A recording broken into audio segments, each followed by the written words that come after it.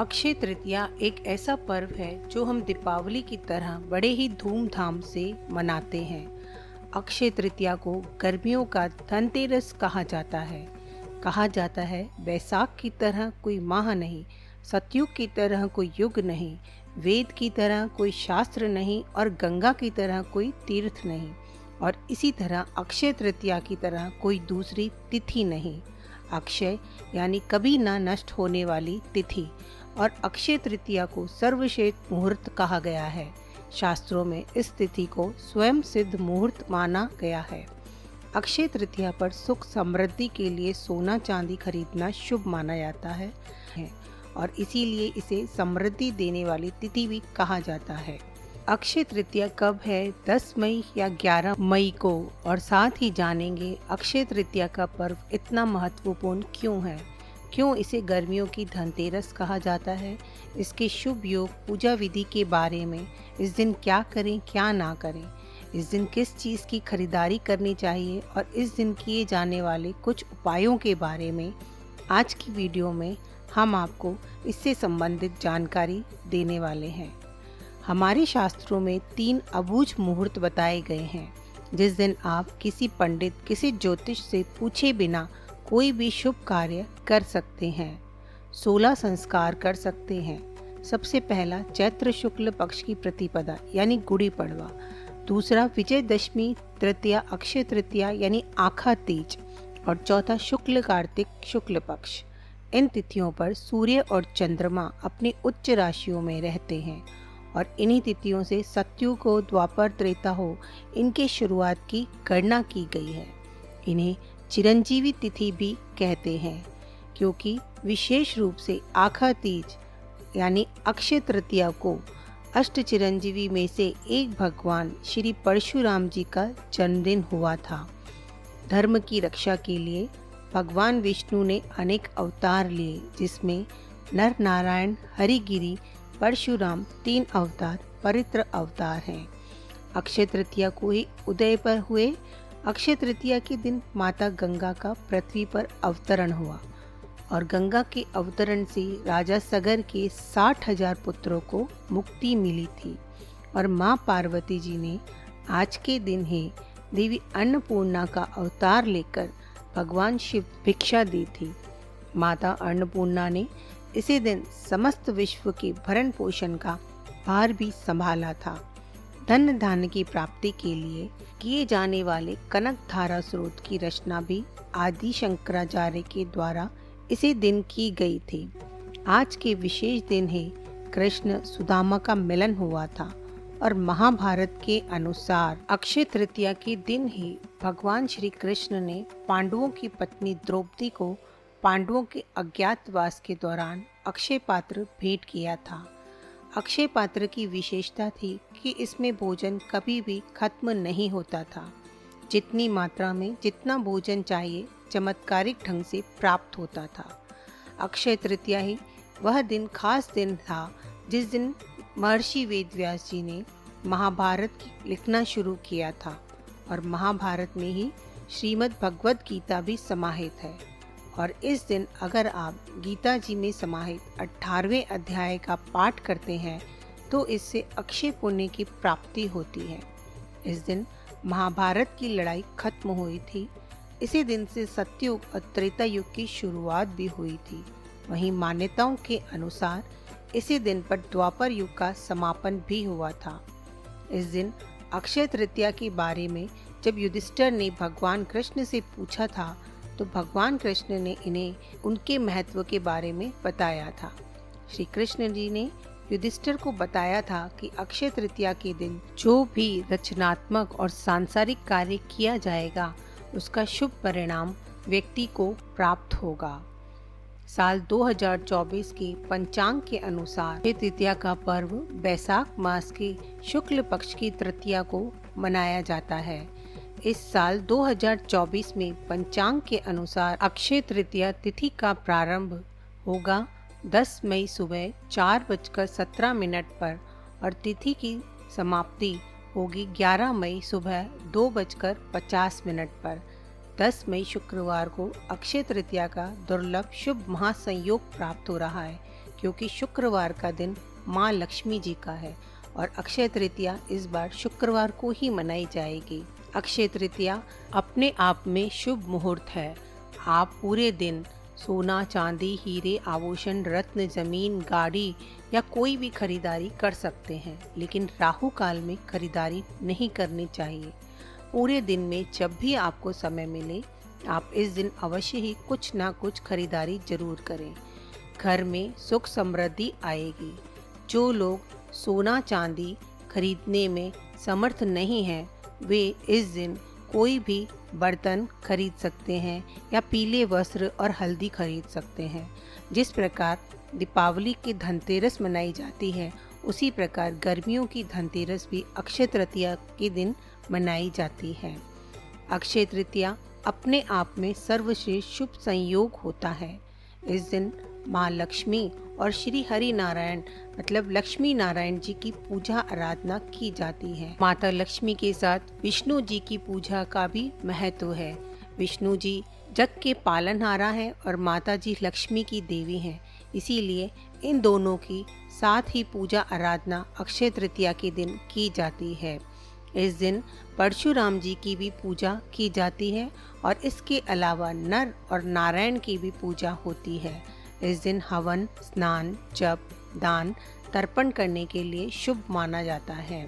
इस दिन हिंदू धर्म में आस्था रखने वाले लोग शुभ कार्य प्रारंभ करते हैं और इसके साथ साथ नई चीज़ों की खरीदारी का भी इस दिन बड़ा महत्व है, क्योंकि ये मान्यता है कि अक्षय तृतीया के दिन जो भी खरीदारी करते हैं वो अक्षय होती है और साल भर ईश्वर की कृपा संपन्नता बनी रहती है। यह दिन आपके आध्यात्मिक उत्थान के लिए भी बहुत शुभ माना जाता है। अगर आप इस दिन प्रभु का ध्यान करते हैं तो आपको उनका आशीर्वाद प्राप्त होता है। इस दिन दान करने से भी आप जीवन में सुख समृद्धि प्राप्त कर सकते हैं। कोई भी नया काम हो, नया घर हो, नया कारोबार हो, इस दिन शुरू करने से उसमें बरकत मिलेगी, ख्याति मिलेगी। पंचांग देखे बिना ही आज के दिन कोई भी शुभ और मांगलिक कार्य जैसे विवाह, गृह प्रवेश, वस्त्र आभूषणों की खरीदारी, भूखंड, वाहन, कोई भी चीज की खरीदारी, कोई जमीन जायदाद, कोई नई संस्था की स्थापना, कोई समाजवादी की स्थापना, कोई उद्घाटन करना सभी श्रेष्ठ रहता है। मांगलिक कार्यों की शुरुआत के लिए अति उत्तम दिन है और इस दिन जो भी आप काम करेंगे उसमें खूब बरकत होगी। आज के दिन अपने कर्म से, सेवा से, दान से मनुष्य धर्म का पालन कीजिए। इस दिन पितरों के निमित्त कहीं पर भी भोजन दान करें। आश्रमों में भोजन, अनाज का दान कर सकते हैं। आप किसी गरीब के आश्रम जा सकते हैं, अंधों के आश्रम में जा सकते हैं, वहाँ भोजन करा सकते हैं। तर्पण कराइए, अपने पितरों के निमित्त पिंड दान कराइए, इससे अक्षय फल प्राप्त होता है। आज के दिन गंगा स्नान या कोई भी तीर्थ में जाकर स्नान भी करना चाहिए। इससे जो भी आप पाप करते हैं वह समस्त पाप आपके नष्ट हो जाते हैं। इस दिन जौ का दान अवश्य करना चाहिए। एक मुट्ठी जौ कम से कम आप दान कीजिए। इसे स्वर्ण दान के बराबर का दान माना गया है। स्वर्ण दान आप नहीं कर सकते तो धरती का प्रथम अन्न जौ माना गया है और जौ के दान को स्वर्ण के दान के बराबर माना जाता है। तो आज के दिन एक मुट्ठी जौ अगर आप दान कर लेते हैं तो भी स्वर्ण दान के बराबर का फल आपको प्राप्त होता है। इस दिन आप जो इच्छा हो पंखा, छाता, जल, सत्तू, फल, वस्त्र किसी भी चीज का दान कर सकते हैं।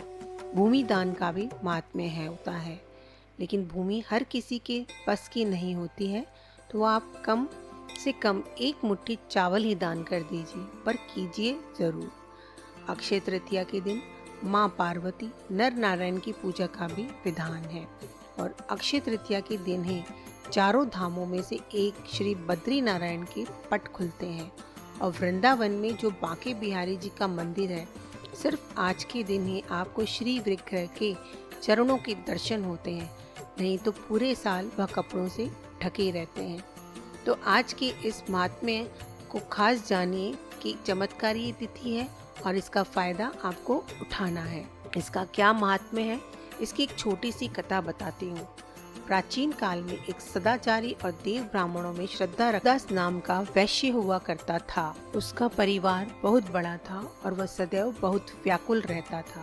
उसने किसी से व्रत के अक्षय तृतीया के महात्म को सुना। उसने व्रत किया, गंगा स्नान किया, देवी देवताओं की पूजा की और अपने इष्ट देव कुल देवी देवताओं की पूजा की और गोले के लड्डू, पंखा, जल से भरे हुए घड़े, नमक, सत्तू, दही, चावल, गुड़, सोना, वस्त्र, ये सभी चीजें दिव्य ब्राह्मणों को दान की। उसकी स्त्री को यह बात बिल्कुल अच्छी नहीं लगी और वह बार बार मना करने लगी। कुटुंबजनों से चिंतित रहने और बुढ़ापे के कारण अनेक रोगों से पीड़ित होने पर भी वह उसके बाद भी हमेशा अक्षय तृतीया करता रहा। कभी भी अपने धर्म, कर्म और दान से विमुख नहीं हुआ और यही वयस्क फिर दूसरे जन्म में कुशावती का राजा बना। अपने अक्षय तृतीया के दान के प्रभाव से वह बहुत धनी और प्रतापी बना और वैभव संपन्न होने पर भी उसकी बुद्धि कभी धर्म से विचलित नहीं हुई। और इसीलिए यह भी माना जाता है कि आज के दिन जो भी मनुष्य दान करता है वह पुण्य को प्राप्त करता है और उसका अगला जन्म बहुत ही पुण्यमयी होता है। साथ ही साथ यह खास दिन में आप अपने जो स्वजन हैं, जो पुत्रगण हैं, उनके द्वारा अगर कोई पाप किया गया है या फिर आपने स्वयं नहीं, आपके परिवार में किसी ने भी जाने अनजाने में कोई अपराध किया है, तो सच्चे मन से इस दिन ईश्वर से आप क्षमा प्रार्थना करते हैं तो भगवान आज के दिन सभी अपराधों को क्षमा करते हैं और आपको सद्गुण प्रदान करते हैं। इस दिन ब्रह्म मुहूर्त में उठकर स्नान आदि से निवृत्त होकर सूर्य नारायण को जल अर्पित करना चाहिए। अपने घर के मंदिर में चौकी लगाकर पूजा कर सकते हैं या नज़दीक के कोई भी श्री हरि नारायण के मंदिर में कलश की स्थापना करके पूजा संपन्न कर सकते हैं। अक्षय तृतीया की पूजा में कलश स्थापना का अत्यंत महत्वपूर्ण स्थान है। आप कलश स्थापना के बगैर अक्षय तृतीया की पूजा को संपन्न नहीं कर सकते। कलश की स्थापना करके विधि विधान से लक्ष्मी नारायण की पूजा करके धूप दीप अर्पित करके माँ लक्ष्मी और श्री हरि विष्णु के मंत्रों का जाप अवश्य करना चाहिए। खीर का भोग अर्पित करें। सफ़ेद मिठाई या दूध से निर्मित मिठाई का भोग लगाना भी उत्तम होता है। अपने सामर्थ्य के अनुसार और सच्ची श्रद्धा भक्ति से आपको भोग लगाना चाहिए। श्री हरि नारायण आपके भोग को अवश्य ही स्वीकार करेंगे। इसके बाद आप आरती करके क्षमा याचना कर लीजिए। क्षमा याचना करना अत्यंत ही आवश्यक है, क्योंकि अगर हमारे से पूजा में कोई भी भूल चूक गलती हुई हो तो उसे हम तत्काल पूजा के समय पूजा आरती करने के बाद भगवान जी से क्षमा याचना करके मांग लेते हैं। हमारी पूजा में जो भी गलती हुई, भूल चूक हुई, उसके लिए प्रभु हमें जरूर क्षमा कर देते हैं। अक्षय तृतीया में दान पुण्य का अत्यधिक महत्वपूर्ण स्थान है। आप किसी भी चीज़ का दान कर सकते हैं। जो भी आपकी सामर्थ्य है उसके अनुसार आप दान कीजिए, लेकिन इस दिन जल से भरा कलश अवश्य दान कीजिए।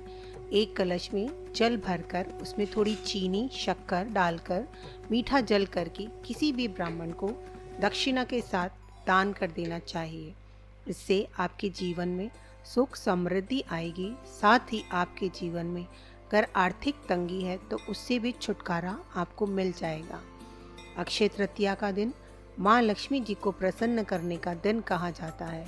इस दिन माँ लक्ष्मी के मंत्रों का हमें अधिक से अधिक जाप करना चाहिए। इससे हमें जन्म जन्मांतर के लिए माँ लक्ष्मी जी की कृपा प्राप्त होती है। इस दिन माँ लक्ष्मी जी हरि नारायण जी की पूजा करके विष्णु सहस्त्र नाम का पाठ भी करना चाहिए। इस दिन श्री सूक्त या कनक धारा का पाठ भी कर सकते हैं। अक्षय तृतीया के दिन माता लक्ष्मी को गुलाब का फूल या फिर कमल का फूल अर्पित कीजिए। गुलाबी रंग के पीले रंग के कपड़े पहनकर पूजा करें। साथ ही मोती या फिर स्फटिक की माला से आप महालक्ष्मी जी के बीज मंत्र का जाप कीजिए। महालक्ष्मी जी का बीज मंत्र है ओम महालक्ष्मी नमः। इस मंत्र का जाप 108 की संख्या में अधिक से अधिक करके अपने जीवन का उद्धार कर सकते हैं। जीवन में सुख समृद्धि और खुशियाँ ला सकते हैं। तो आप जरूर उस दिन मंत्र का जाप करिए। कुछ ऐसे कार्य होते हैं जो कि अक्षय तृतीया पर हमें नहीं करने चाहिए। शास्त्रों में कहा गया है कि जो कर्म हम करते हैं सभी कर्म अक्षय फल प्रदान करने वाले होते हैं। जो भी हम अच्छा बुरा करते हैं वह सब कुछ संचय हो जाता है। इस दिन किसी भी प्रकार से किसी भी को भी कष्ट नहीं पहुंचाना चाहिए, चोरी नहीं करनी चाहिए, झूठ नहीं बोलना चाहिए, सभी जीवों पर दया कीजिए, क्रोध नहीं करना चाहिए, निंदा नहीं करनी चाहिए, किसी को अपशब्द नहीं बोलना चाहिए। कोई भी कुछ भी आपसे मांगे तो अवश्य देना चाहिए, क्योंकि क्या पता किस भेष में आपको नारायण मिल जाएंगे। उसे कुछ न कुछ अवश्य देना चाहिए। आज के दिन तामसिक भोजन नहीं करना चाहिए। तामसिक भोजन में लहसुन, प्याज, मांस, मदिरा, बीड़ी, सिगरेट इस तरह की चीज का आपको तामसिक भोजन ग्रहण नहीं करना चाहिए।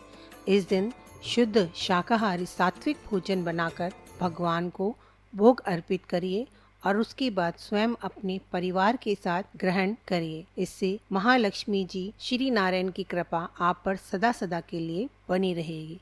परिवार हमेशा सुरक्षित रहेगा, सारी मनोकामनाएं पूर्ण होगी, आर्थिक स्थिति मजबूत होगी, सफलता की प्राप्ति होगी। अक्षय तृतीया के दिन गणेश जी के बाल स्वरूप को घर लेकर आइए और अपने घर के मुख्य द्वार पर लगा दें। अगर आप ऐसा कर लेते हैं तो माँ लक्ष्मी जी स्वयं आप घर गणेश जी के साथ विराजमान होकर हमेशा हमेशा के लिए निवास करते हैं। उम्मीद करती हूँ आपको यह जानकारी पसंद आई होगी। अगर आपको यह जानकारी पसंद आई तो मेरे इस वीडियो को लाइक और शेयर कीजिए। यदि मेरे इस चैनल पर आप नए हैं तो इसे सब्सक्राइब कीजिए और साथ ही बेल आइकन भी दबाइए, ताकि आने वाले नए वीडियोस के नोटिफिकेशन आपको मिल सकें।